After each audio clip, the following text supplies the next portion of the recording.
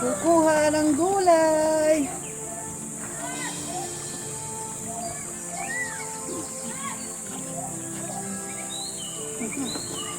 Na.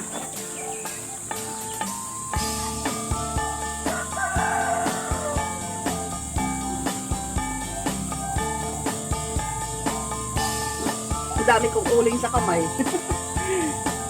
Pagluto ko kanina, naulingan na naman ako.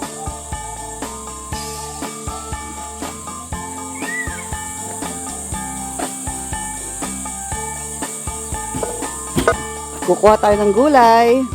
Ano kaya pwede nating bunutin doon sa taltalon?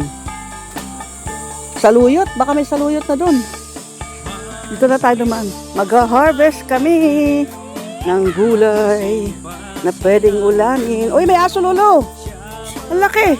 Saan kaya pumasok yan? Boss, Ay, kayang-kaya. Naku. Dapat yan palang.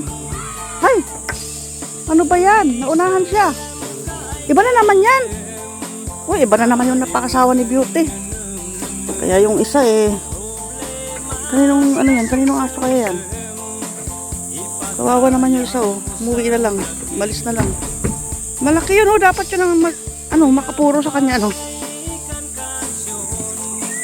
Ayan lalagyan namin ng gulay. Ha? Ito lalagyan natin ng gulay.